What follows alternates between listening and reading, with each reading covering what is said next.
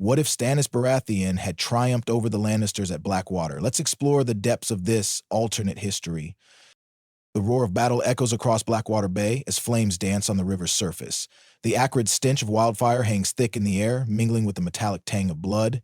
Stannis Baratheon's forces surge forward, pressing against the mudgate, their red and gold banners flickering like specters in the inferno. The city gates groan under the relentless assault of the battering ram, each impact shaking the very foundations of King's Landing. On the battlefield, Tyrion Lannister, bloodied and barely able to stand, shouts frantic commands to the men around him. "Archers, knock and draw, hold the line for your king," he cries, his voice raw with desperation. He stumbles unsteadily, using his axe for support as another explosion erupts along the riverbank, sending shockwaves through the ground. Despite the chaos, Stannis and his men push forward, their shields raised as a relentless rain of arrows descends upon them. Tyrion and the dwindling Lannister defenders fight fiercely, attempting to disrupt the enemy's advance. They strike at stragglers, trying to slow the siege, but Stannis' army remains unyielding. Scaling ladders rise against the walls and men begin their climb. Seeing this, Tyrion turns to Sir Mandon Moore of the Kingsguard, intending to give orders. "Sir Mandon, take your men and..." The words barely escape his lips before he spots the glint of steel arcing toward him. Mandon Moore has turned his sword against him. The betrayal registers too late. Tyrion barely has time to react before the knight raises his blade for the killing blow. Before Mandon can strike again, a dagger flashes in the firelight. Podrick Payne, small but swift, drives the blade deep into the knight's neck. Mandon staggers, choking on his own blood before crumpling to the ground. Tyrion collapses as well, exhaustion and blood loss overtaking him. With effort, Podrick hauls his master away, dragging him through the smoke and chaos as the battle rages on. At the gates, Stannis himself strides through the shattered defenses, his expression cold and unyielding. His soldiers flood into the streets of King's Landing, overwhelming the remnants of resistance. The Gold Cloaks and Lannister forces, recognizing the inevitable, cast down their weapons and surrender. The banners of House Baratheon are soon raised over the gatehouse, marking the city's fall. As Stannis' forces advance through the Red Keep, they sweep through the halls with swords drawn, searching for any who remain. Sir Justin Massey enters the throne room and stops in his tracks, calling urgently for Stannis. The heavy doors creak open, revealing a grim tableau. Cersei Lannister, slumped on her seat, blood trickling from her lips. An empty vial rests in her hand, the sickly scent of poison lingering in the air. Around her, the ladies of the court lie lifeless, some with their throats slit. Others collapse in despair. Sir Ilyn Payne's work is evident in the blood-stained floor. "Leave no corner unsearched," Stannis commands, his voice firm. The mother is dead, but her spawn is still here. As the hours pass and the castle is secured, Joffrey is found attempting to flee alongside Sir Meryn Trant and Osney Kettleblack. However, there is no sign of Prince Tommen or Princess Marcella. The children have vanished. Stannis' grip tightens on the hilt of his sword. A surviving Lannister heir poses a serious threat to his claim. Beyond the city walls, Podrick Payne continues his desperate struggle to keep Tyrion moving. They stumble through the war-torn streets, now choked with refugees fleeing the chaos. Tyrion, weak and bleeding, clenches his teeth against the pain. "The city has fallen, my lord," Podrick whispers. "Where should we go?" Tyrion exhales sharply, trying to clear his mind. "Rosby. Castle Rosby." "Will it be safe?" Podrick asks, hesitantly. Tyrion lets out a bitter chuckle. "Safe? Nowhere's safe with Stannis in power, but it's better than staying here." With King's Landing under his rule, Stannis wastes no time in consolidating his power. He immediately orders repairs to the capital, strengthening the gates, clearing Blackwater Bay, and reinforcing the city's defenses. While Cersei is dead, others remain to be dealt with. Varys, Grand Maester Pycelle, and Sir Meryn Trant are among the first to be executed. Joffrey, however, suffers a different fate. With the city secure, Stannis summons Melisandre from Dragonstone. The great Sept of Baelor becomes the stage for a grim spectacle. The square outside is filled with silent onlookers as Joffrey Baratheon, bound and gagged, thrashes against the stakes of a towering pyre. The murmur of the gathered small folk rises in uneasy waves. "Behold, the false king who led you into darkness," Melisandre proclaims, her voice ringing over the restless crowd. "By the flames of R'hllor, the Lord of Light, we cleanse this city of its sins." The pyre is set alight. Joffrey's screams rise with the flames, piercing through the crackling fire. Some avert their eyes, unable to watch. Others stare in horrified fascination. As the last shrieks fade into the night, Stannis turns away, retreating to the Red Keep to discuss the future.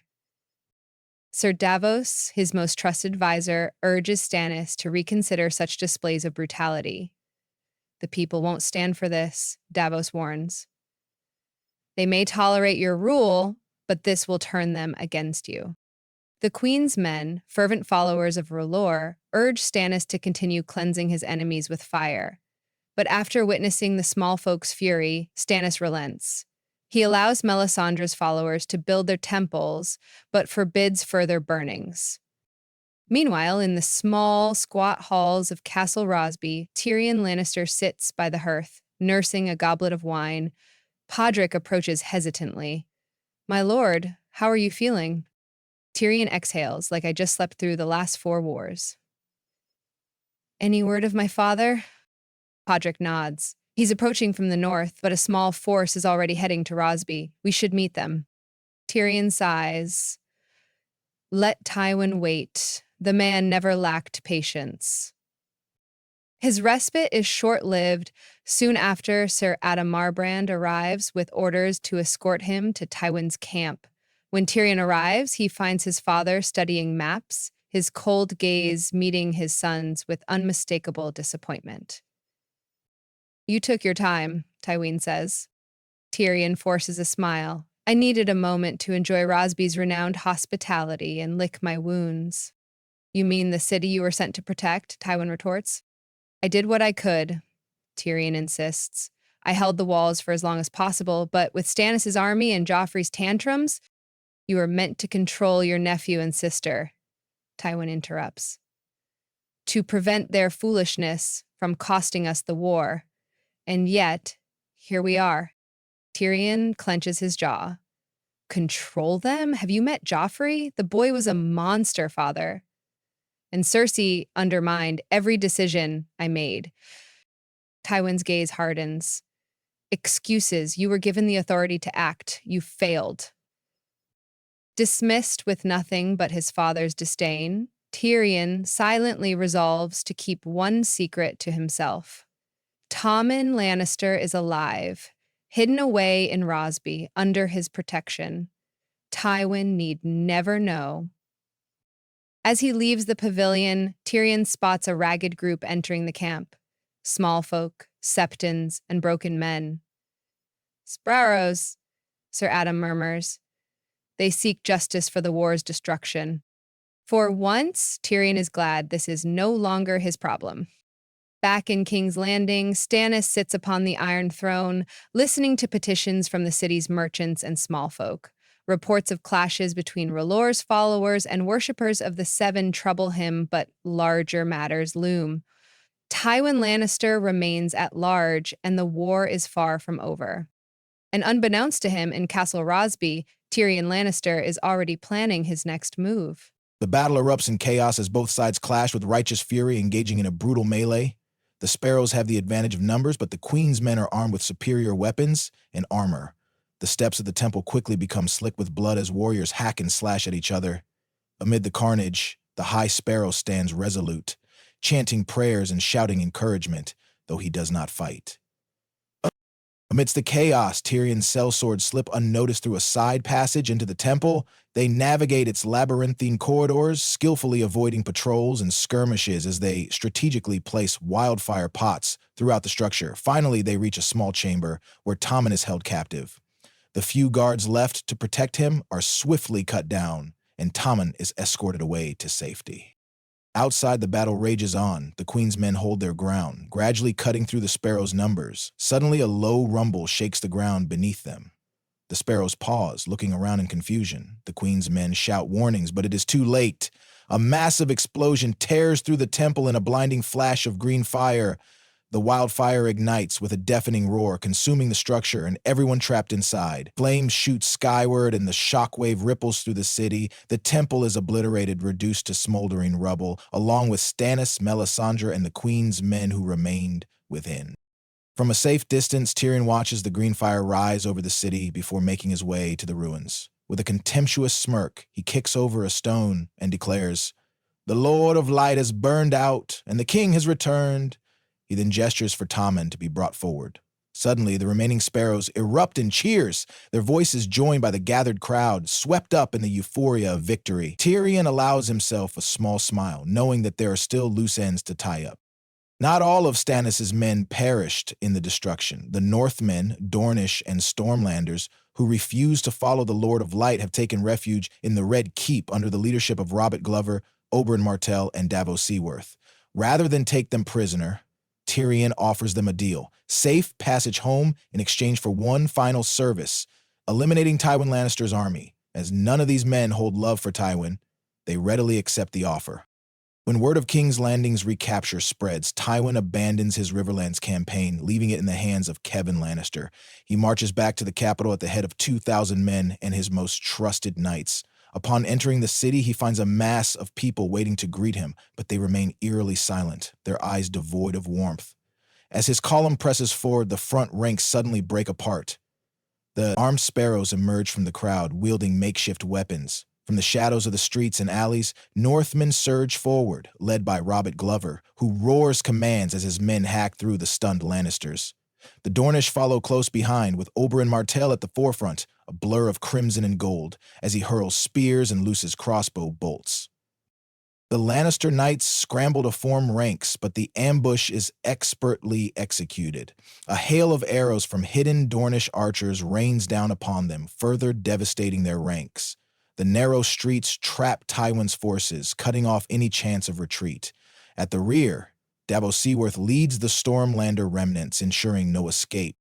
"Form up! Hold the line!" Tywin bellows, but his words are swallowed by the chaos. A Dornish spear impales a bannerman beside him, and his horse rears in panic. Regaining control, Tywin prepares to rally his men, only to find himself face to face with Oberyn Martell. "For Elia!" Oberyn snarls, his spear flashing forward. Tywin barely manages to parry the blow, the sheer force nearly unseating him. Laughing, the Red Viper continues his assault, his speed and agility overwhelming the older man. He circles Tywin like a predator, striking with calculated precision. In the final moments, Tywin finds himself surrounded. His sword arm trembles slightly as the weight of inevitability sets in. With a final thrust, Oberyn's spear pierces his chest, sending him crashing to the ground. Blood pools beneath him as the Lion of Casterly Rock takes his last breath. As promised, Tyrion honors his word and allows the victorious warriors to return home, save for Oberyn, who opts to remain in King's Landing to hunt down the Mountain and any surviving Lannisters. With Tommen now crowned as king, Tyrion assumes the role of regent and hand. The Reach, Stormlands, and Dorne all pledge their allegiance to the throne, solidifying his rule. With his position secured, Tyrion turns his attention to making peace with Robb Stark. He offers to return all prisoners, the ancestral sword Ice, and Sansa's remains. Additionally, he proposes to recognize Robb's rule over the North so long as he bends the knee. Realizing that the entire might of the South now stands behind Tyrion, Robb reluctantly accepts. Tyrion then issues an ultimatum to Kevan Lannister, ordering him to abandon the Riverlands campaign or be branded a rebel. Kevan, with no other choice, complies, though Gregor Clegane refuses. Upon hearing of the crimes laid against him, the Mountain chooses to remain behind. Tyrion, seeing an opportunity, grants Oberyn leave to hunt him down. Though the faith remains a persistent thorn in his side, Tyrion knows that Westeros is never short on new players eager to take the place of the fallen. The game is far from over, and the battle for power has only just begun. That concludes our theory. If you enjoyed this story and want to see it continue, be sure to like the video. If we reach 2,000 likes, we'll release part 2. Westeros is a land full of thrilling stories and endless possibilities, and we love exploring them. Join us on this journey across the 7 kingdoms and beyond. Like, share, and subscribe to our channel.